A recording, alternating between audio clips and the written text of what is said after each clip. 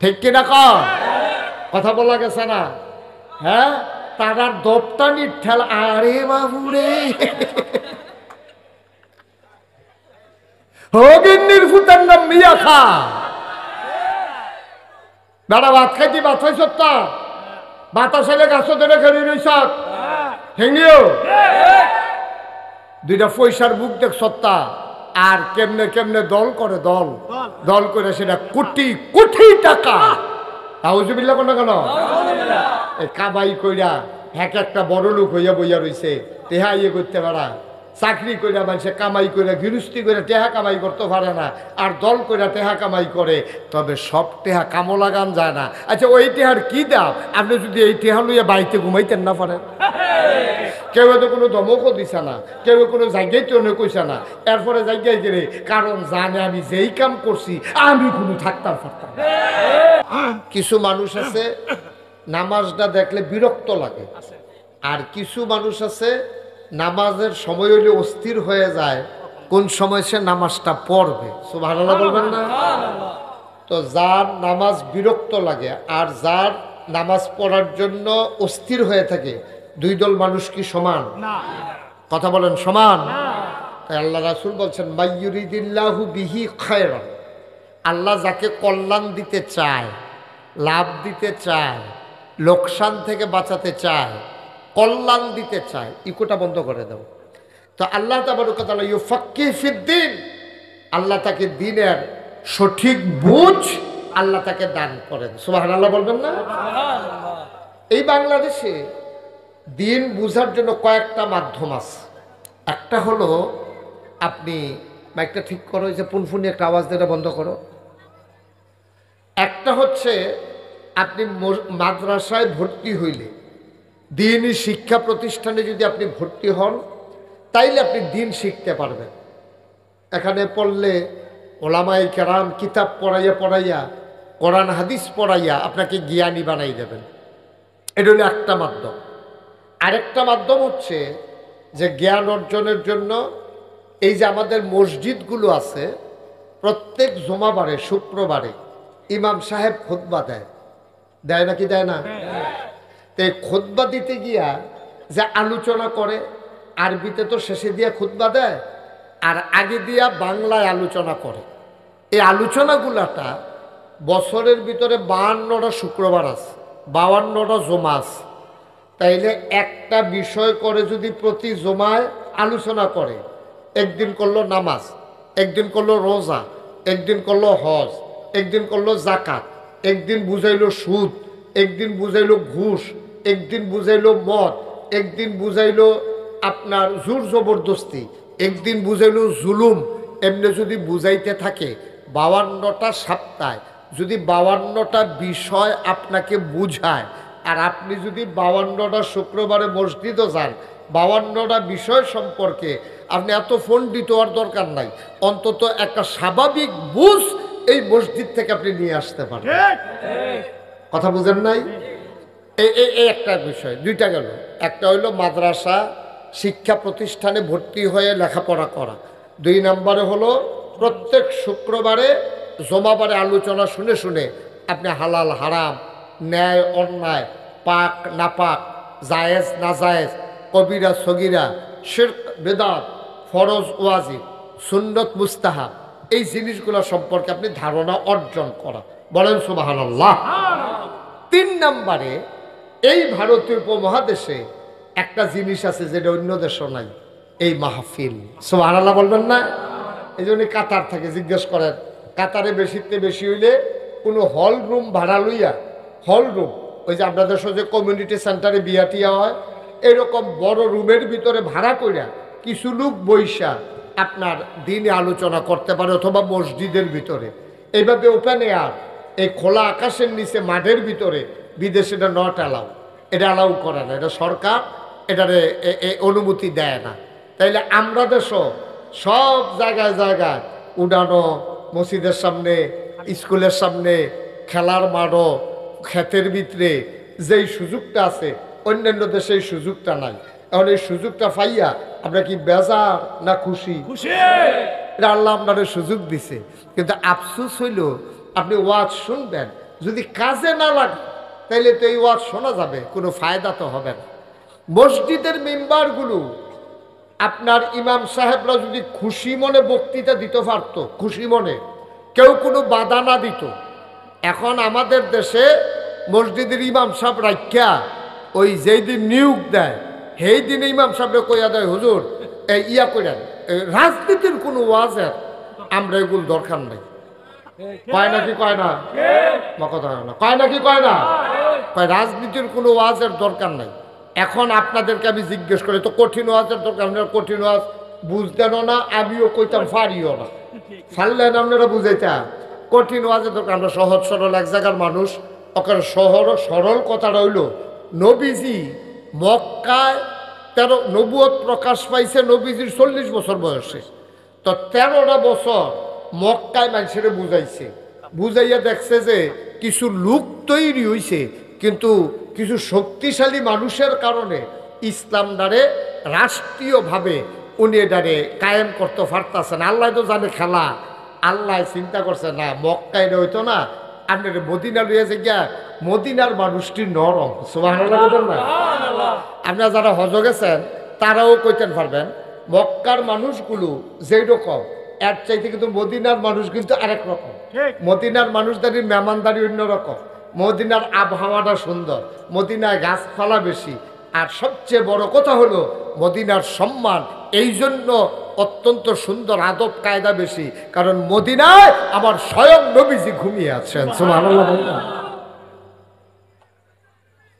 তো এখন মদিনার মানুষগুলো আপনার তারা আল্লাহ তো জানে কেমন, এখন মদিনার মানুষে আইসা নবীজিরে দাওয়াত দিয়ে নিয়ে গেছে মদিনায়।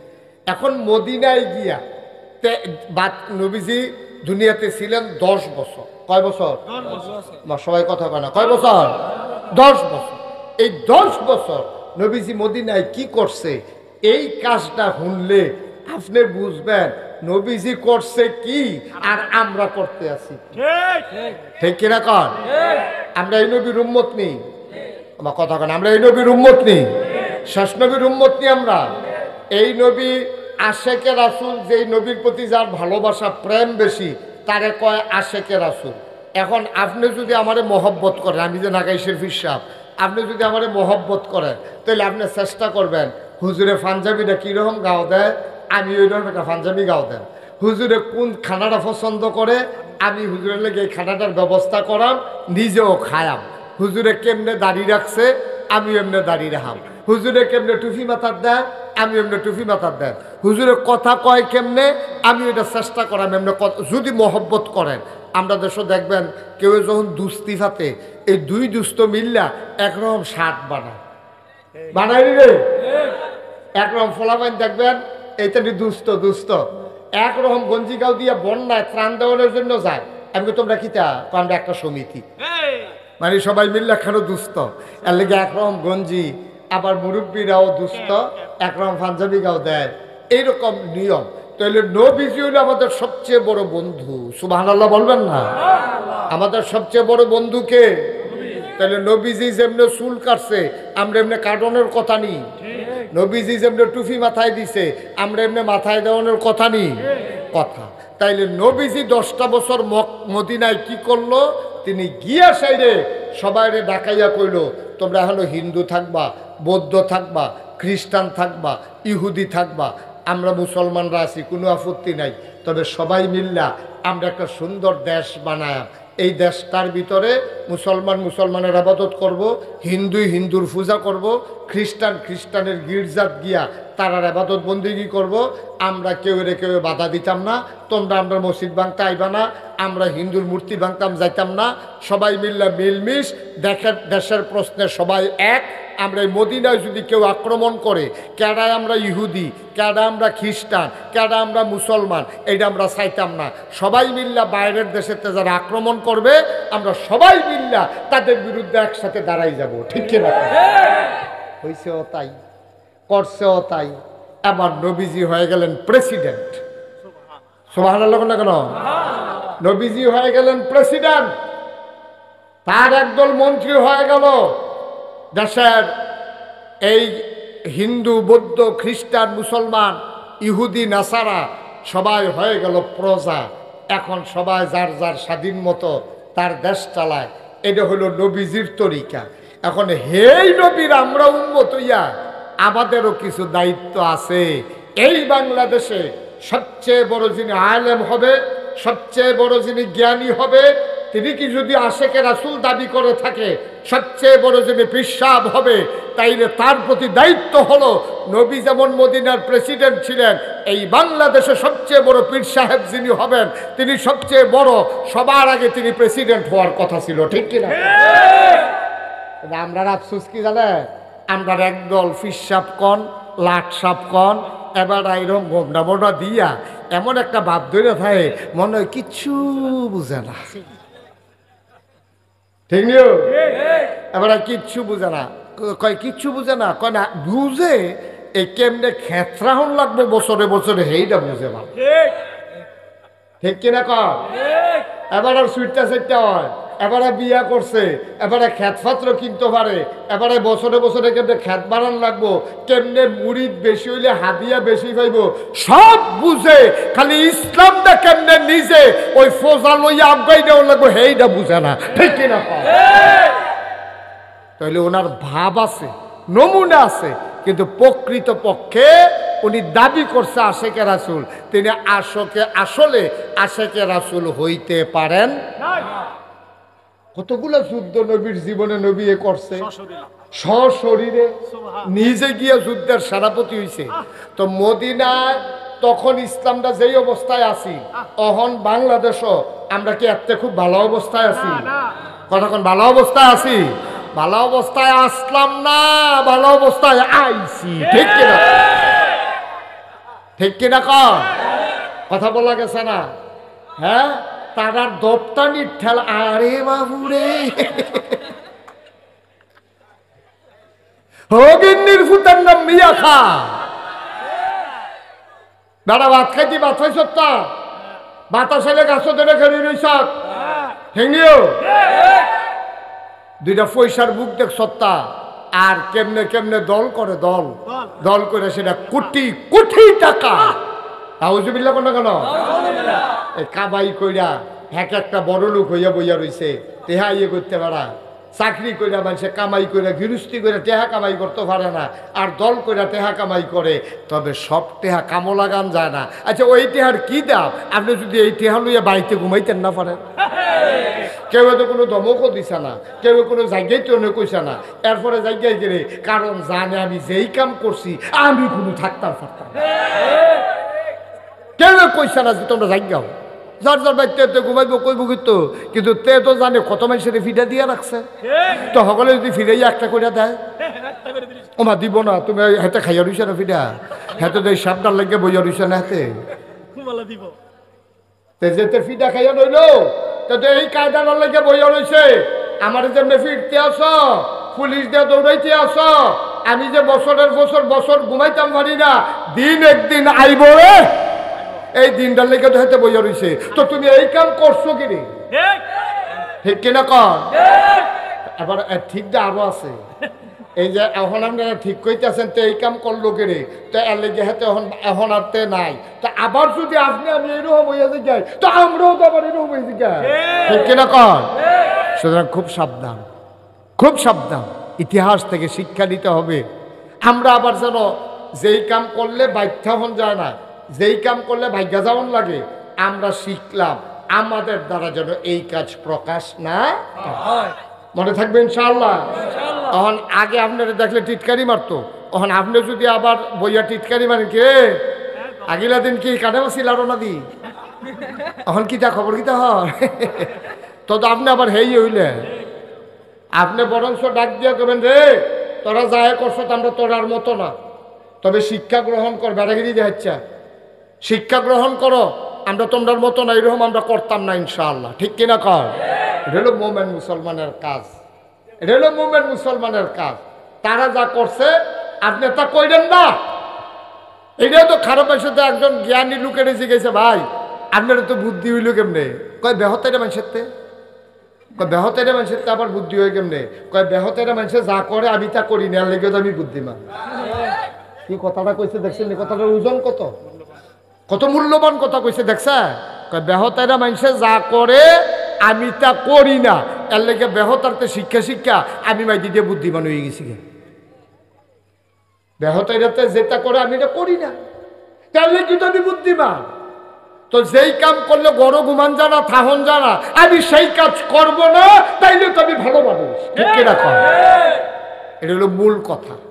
আল্লাহ যা বড় কথা আল্লাহ আমাদেরকে যেন এমন একটা জিন্দেগি দান করে, সবাই কোনা আমিন।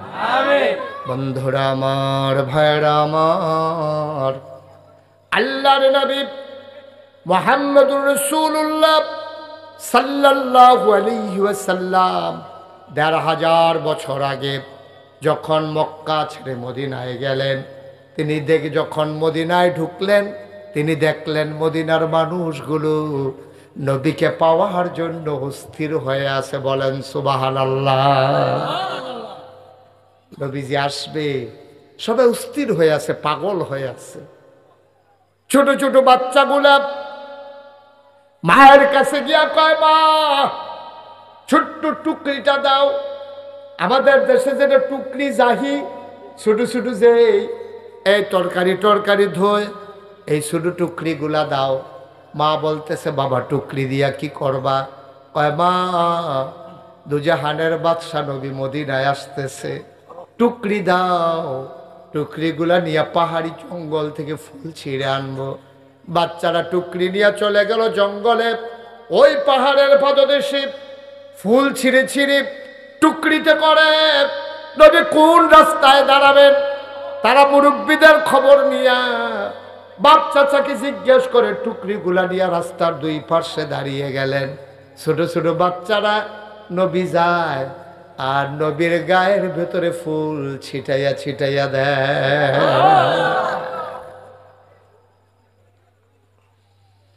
আল্লাহ নবী হেঁটে হেঁটে যান, মাথা নিচু করে, গাল বেয়ে টপ টপ করে পানি পড়ে, আর বাচ্চারা নবীর গায়ের উপরে ফুল ছিটাইয়া দেয়। আল্লাহ নবী মাথা নিচু করে হাঁটতেছেন, মানুষগুলো নবীরে কুলের ভিতরে নিয়ে নিতে চায়। মহিলাগুলা দুই পাশের বাড়ি থেকে উকি মেরে দেখতে চায় দুজাহানের বাদশা নবী কেমন। ছেলেরা ফুল ছিটাইয়া দেয় আর কত সুন্দর সুললিত কণ্ঠে গান গায়।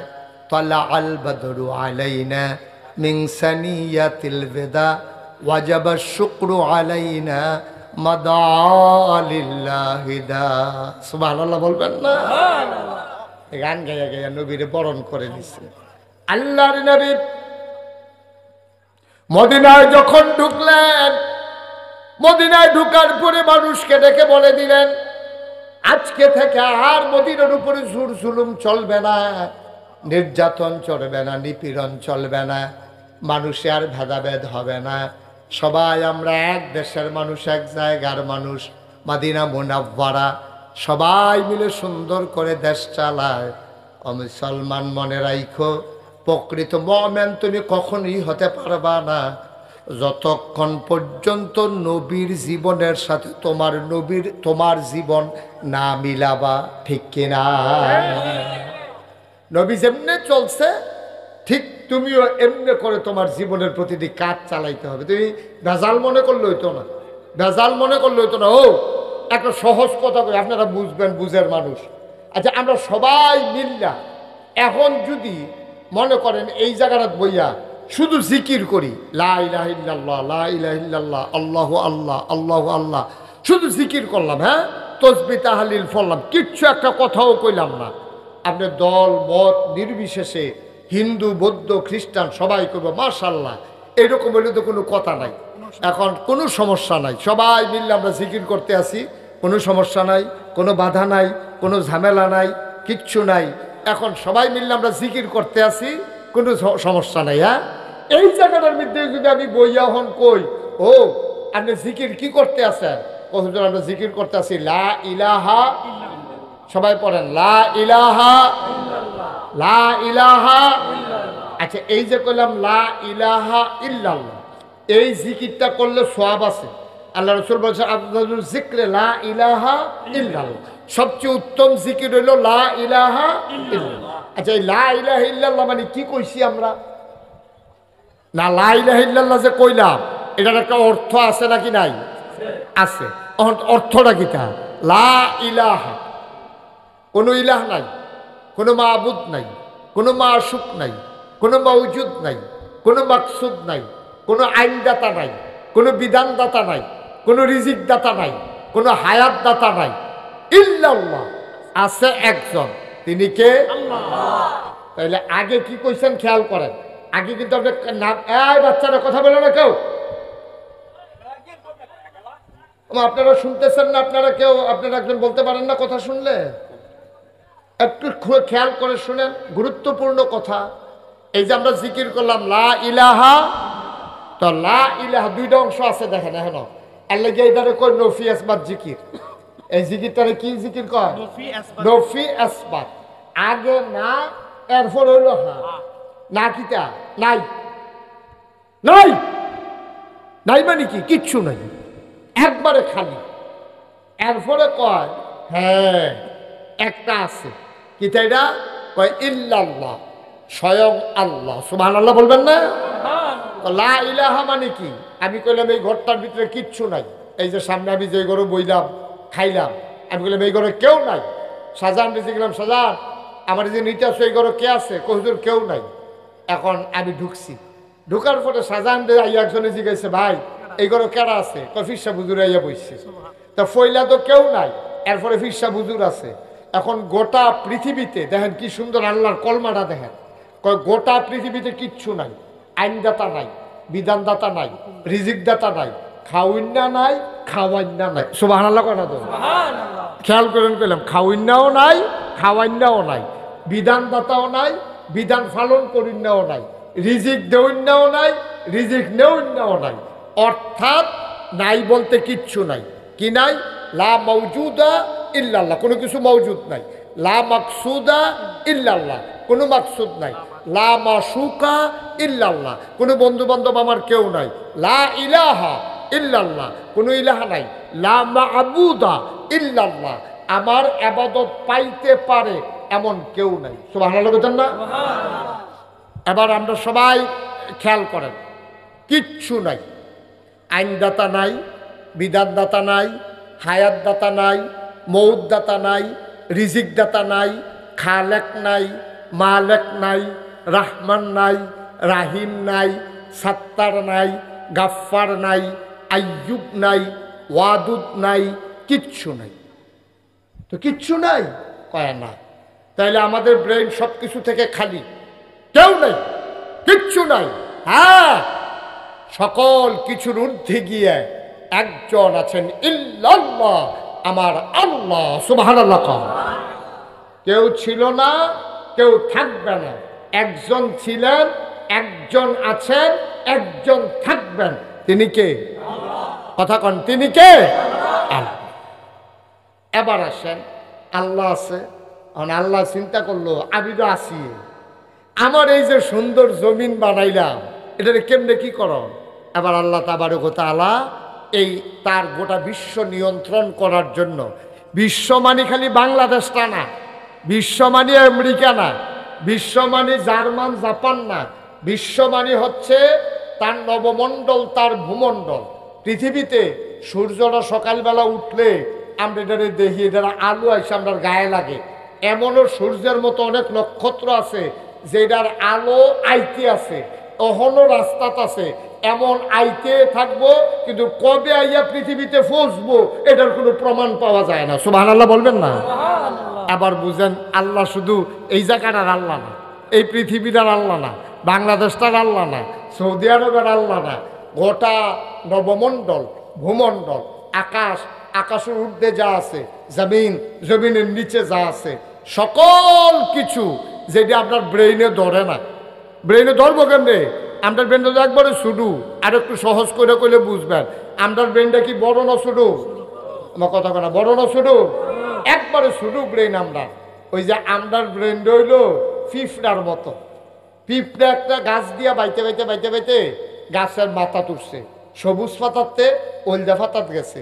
বাতাস যখন লেলিরাইছে, পিঁপড়াটা সহ ফাতাটা, লেলিরা ফাতাটা নিচে পড়ছে। কোন জায়গাটা পড়ছে? গাছের তলে নরম মাটি আছে। একটা গরু একবার পাত্র যাইতে লইছিল, এই গরুটারে যখন গাছের তলে দিয়া নিছে, গরুটা ফাড়া দিছে, পরে বাড়িটা ডাব্বা গেছে গা, ডাবার পরে একটু গর্ত হয়েছে, গরুটা দাঁড়িয়ে দাঁড়িয়ে এখানে পেশাব করছে, ওই গর্তটা পেশাবের ভিতরে, ওই গর্তটা পেশাবের ভিতরে পড়ছে, ওখান এইটার ভিতরে আইয়া ওই ফিফরা সহ ফাতাটা গরুর সেনার ভিতরে, গরুর ফাওয়ের ভিতরে, এই জায়গাটা তাইয়া ফিফরাটা যখন পড়ছে, ফিফরাটায় দেখে যে আরে বাবারে, এটা আমি কই ফেললাম, এটা দিয়ে প্রশান্ত মহাসাগর, সারুকুল দিয়ে ফানি আর ফানি, আমি বোধহয় টাইটানিক জাহাজও আছে। কারণ ফিফরা তো এরকমে, ফিফরা তো ফার দেখে না। এখন মানুষ দেখতে আছে উমুমের দূরে একটা গর্ত, এটার ভিতরে একটা আম ফাতা, এটার ভিতরে ফিফরারা, এটা বাইশে বুঝে, কিন্তু ফিফরায় মনে করতে আছে এটা বিশাল প্রশান্ত মহাসাগর, এটা ডাইনে বামে কোনো কিলকিরানা নাই, আর আমি আছি টাইটানিক জাহাজও, কোম্মালা জানি ডুইবা যাই গাই। আচ্ছা, মানুষ একটা যাইতে লইছিল, ফিফরার মনের খবরটা মানুষ যদি বুঝতো ফিফরারা কি চিন্তা করতেছে, মানুষে এটা কি চুপ করে থাকলো না হাসি দিয়া লইল? আরে মানুষ হইলে হাসি দিল নিও, মানুষ বলল আরে ফিফরা তুই গরুর ফাও এটা মনে করতেছ প্রশান্ত মহাসাগর, আর গরুর সেনারে মনে করতেছ থই থই ফানি, আর আমফাতারে মনে করতেছ টাইটানিক জাহাজ। পিঁপড়ার জন্য ওই গর্তটা যদিও বড়, আমাদের জন্য মুসলমান, পিঁপড়ার জ্ঞানের পরিধি যেমন, এই ছোট্ট গর্তটা, একটা গরুর পায়ের গর্তটাকে পিঁপড়া মনে করে প্রশান্ত মহাসাগর, আম পাতাটাকে মনে করে সে টাইটানিক জাহাজ, আর গরুর চানাকে মনে করে থই থই পানি। পিঁপড়া যেমন তার জ্ঞানের পরিধি কম, আমাদের নাইলে আর একটু বেশি, কিন্তু আমাদের জ্ঞানের পরিধিও অনেক বড়, বেশি না। এই জন্য আমরা মনে করি বিশাল পৃথিবী আল্লাহর কাছে একটা আম পাতার চাইতে আরো ছোট। বলেন সুবহানাল্লাহ। একটা হাতের তালুর মতো। ও এই হাতের তালুটার ভিতরে যদি 50টা ফিফরা আপনার হাঁটে, আর আপনি যদি হাতের তালুটা ধরে রাখেন, আপনি সবজি ফিফরা যেমনি দেখেন, সমস্ত মাখলুকাত, 800 কোটি মানুষ, এতগুলো দেশ, এতগুলো শহর, পিঁপড়া, জন্তু জানোয়ার, গরু ছাগল, আপনার হাতের 50টা পিঁপড়া আপনি যেমনি দেখেন, আর গোটা পৃথিবীটা আল্লাহর কাছে আপনার এরকম হাতের তালুর চাইতে আরো ছোট। আল্লাহ তাবারক ওয়া তাআলা যখন তাকান, তখন সব তাকাইয়া দেখে ওই আপনি পিঁপড়াগুলারে যেমনে দেখেন, গোটা পৃথিবীর সবকিছু আল্লাহ তাবারক ওয়া তাআলার চাইতে, ওই আল্লাহর কাছে আপনার হাতের তালুর চাইতে আরো ক্লিয়ার। সুবহানাল্লাহ বলবেন না? সুবহানাল্লাহ। চাইতে আরো ক্লিয়ার, একবার স্পষ্ট। এখন সব কিছু নিয়ন্ত্রণের জন্য আল্লাহ জিন বানাইছে, ফেরেশতা বানাইছে। এই জিন তুমি তোমার কাম করবা, এই ফেরেশতা তোমরা এই আমার সাজদা দিবা, আমার চতুর্দিক দিয়ে ঘুরবা, সূর্যরা যেন ঠিক মতো কাম করে ছাইয়া রাখবা, চাঁদরা যেন ঠিক মতো উঠে ছাইয়া রাখবা, বৃষ্টি যেন ঠিক মতো হয়। এই মিকাইল ফেরেশতা তোমার দায়িত্ব হইলো আমি যেখানে হুকুম করব বৃষ্টি দিবা। এই আজরাইল তোমার দায়িত্ব হলো যার সময় শেষ তারে তুমি টান দিয়া লইবা। এই ইসরাফিল তোমার সিংহা দিয়া বয়াই রাখলাম, আমি যখন হুকুম করলাম ফু দিয়া লাইবা। এই জিব্রাইল তোমার দায়িত্ব হলো আমি যে এই যেটা যখন যেই পয়গাম দেন, যেই খবর দেন তুমি নিয়ে পৌঁছাই দিবা। ফেরেশতা বানাইছে, জিন বানাইছে, জিনের দলে ফেরেশতার মতো আর নিয়ম কানুন মানছে না। এই অসভ্যের দলে ফিডা ফিডি, মারা মারি, যা মন্ডায় ধরে তাক। নাউজুবিল্লাহ কইতেন না? জোরে কইতেন না নাউজুবিল্লাহ? এবার আল্লাহ ফেরেশতাদের একদিন ডাক দিছে, আই সব আসো। আসার পরে জিজ্ঞেস, আল্লাহ কেন একসাথে করছেন? আল্লাহ তাবারক ওয়া তাআলা সেদিন ঘোষণা দিলেন, ইন্নী জাইলুন ফিল আরদে খলিফা, আমি একটা কওম, আমি একটা সম্প্রদায়, আমি মানুষ বানাতে চাই। আল্লাহ ঘোষণা দিছে, পরে ফেরেশতারা কয় বানাইয়েন। আল্লাহ কয় ইন্নী আলামু মা লা তা'লামুন, আমি যা জানি তোমরা তা জানো না। সুবহানাল্লাহ বলবেন না? মানুষ বানানো হয়ে গেল। ও মুসলমান মন দিয়ে শুনো রে ভাই, মানুষ যখন বানানো হয়ে গেল, এবার আল্লাহ তাবারক ওয়া তাআলা কোন পথে গেলে জান্নাত, কোন পথে গেলে জাহান্নাম, কোন পথে গেলে লাভ, কোন পথে গেলে লোকসান, কোন পথে ভালো, কোন পথে মন্দ, কোন পথে কল্যাণ, কোন পথে অকল্যাণ, কোন পথে শিরক বিদআত, কোন পথে তাওহীদ রিসালাত, কোন পথে কুফর, আর কোন পথে ইসলাম, জানানোর জন্যে আল্লাহ মানুষদের মাঝ থেকে একদল মানুষ পাঠাইয়া দিলেন। এই মানুষদের মাঝে যিনি সবার সেরা, যিনি সবার শেষ, তিনি নবী মুহাম্মদুর রাসূলুল্লাহ সাল্লাল্লাহু আলাইহি ওয়াসাল্লাম। বলেন সুবহানাল্লাহ। আমাদের যিনি নবী তিনি হলেন সবার শেষ, তিনি হলেন সবার সেরা। বন্ধুগণ খেয়াল করে শুনেন, আচ্ছা আমার নবী যে সবার শেষ নবী, এটার প্রমাণ আছে নাকি নাই? কথা কোন আছে নাকি নাই? নবীজি যে শেষ নবী, এটা নিজের নবী নিজে কইছে, কয় আনা খাতামুন নাবিয়্যিন লা নাবিয়্যা বাদি, আমি হলাম সর্বশেষ নবী, আমার পরে আর নবী নেই। সুবহানাল্লাহ বলবেন না? এই নবীর কাছে আরেকটা মজার কথা আছে। নবীজির কাছে একটা আয়াত নাজিল হয়েছিল ইন্তেকালের 81 দিন আগে। আমরা আয়াতটাতে ঢোকার আগে মারদুদ শয়তান থেকে ফানাহ চাই, যিনি রহমান যিনি রাহিম। আমরা চলেন তার নামে শুরু করি, সবাই পড়েন। আউযু বিল্লাহি মিনাশ শাইতানির রাজীম।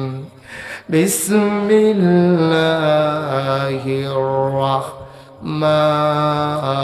রাহমানির রাহিম।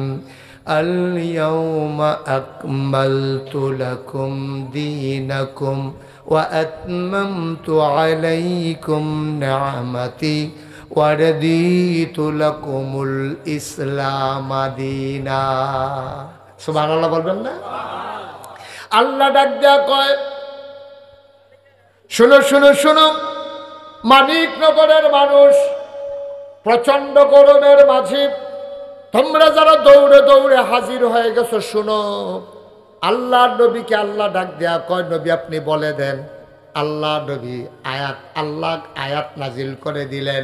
নবী বলতেছেন, শুনো আলিয়াউমা, আজকের এই দিনে আকমালতু, আমি পরিপূর্ণ করে দিলাম, দীনাকুম, তোমাদের ধর্ম, ওয়া আতমামতু আলাইকুম নিআমাতি, নিয়ামত যথেষ্ট করে দিলাম, ওয়ারাদিতু লাকুমুল ইসলাম দীনা, তোমাদের জন্যে আল্লাহর পক্ষ থেকে মনোনীত একটা ধর্ম দেওয়া হলো, তার নাম হলো ইসলাম।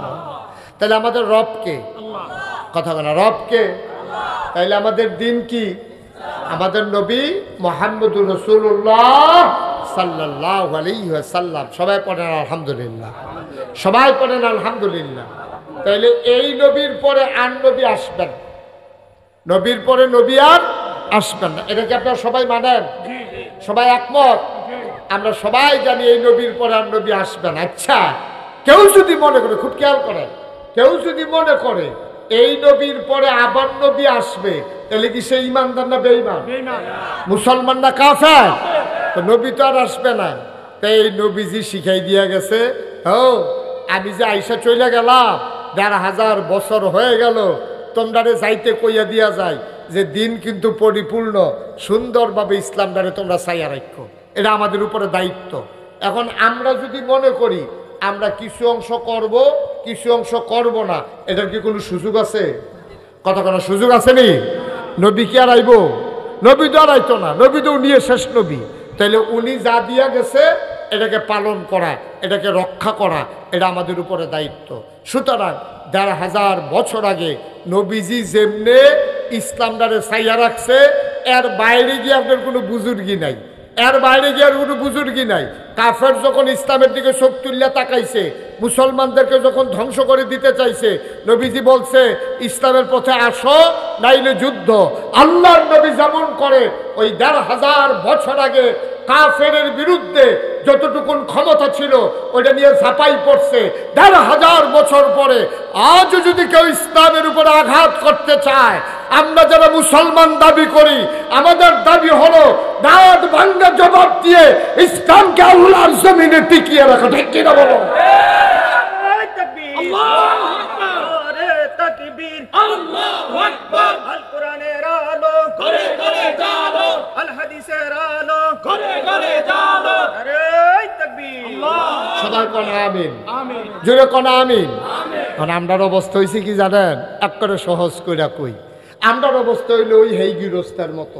কথা যেটা মনে পড়ছে দেখি কইলে তা তো কইয়ে লাই, লোকজন তো আমার কষ্ট লাগতে আছে। মাশাআল্লাহ এত লোক আসছে, এটারে সুন্দর করে একটু বসার বিছানাও দেওয়া গেল না। তো তোমরা কি আয়োজন করলাম আমি তো বুঝলাম না কেসটা। হ্যাঁ, এটা তারার দোষ না, তারা বুঝছে না, আপনারা যেমনি আইয়া পড়বেন। এটা সমস্যা হয়েছে এইটা। আর কয়েক মিনিট, হ্যাঁ একটু ধৈর্য ধরে মন দিয়া শুনেন। ওই যে এক গৃহস্থ, ওই যেটা কইতাম কথা মনে আছে নিও, আমরা মুসলমান রয়ে গেছি এই গৃহস্থের মতো। কোন গৃহস্থের মতো? এক বেড়ায় বাইক ফেসাব করতে উঠছে রাইতে, মাইতে রাইতে ঘুমেতে যখন ফেসাব করতো খালের কান্দাত গেছে, গিয়া দেখে তারা ভাই চুরাইতে আছে। কি আইতাছে?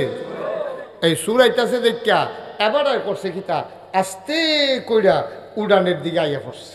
সুরে যখন খাল ফাড়িয়ে উড়ানো আইছে, এবার আস্তে কইরা ঘর ঢুকতে লাইছে। সুরে যখন হিনকেটটা ঘর ঢুকতে আছে, এবার চিন্তা করলো আমি আর ঘর থাকাটা ঠিক হইতো না, এবার ঘরের হওয়ার উঠতে লাইছে। সুরে যখন বস্তার ভিতরে মাল ভরতে আছে, এবার সাইয়া রয়েছে। আমরা আমরা আরো রয়েছে তো, শেষ হয়েছে না তখন, তো সাইয়া না রয়েছে হয়।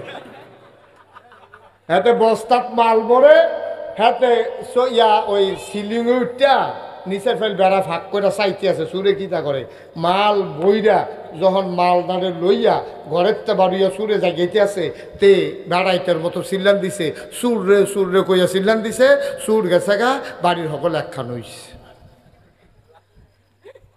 আমরা মুসলমান হয়ে গেছি এখন এইরকম। সুর আইছে খালের এই ফারো, আমি দেখে সেটা আইয়া পড়ছি এই ফারো। সুর আইতে আছে ভিতর বাইর, আমি ঢুকা লাইছি ঘরের ভিতরে। সুর ঘর ঢুকছে, আমি গিয়ে হওয়ার উঠটা বইয়া রইছি। সুর যখন মালটা লয়ে যাই, আমি তখন চিল্লান দিছি।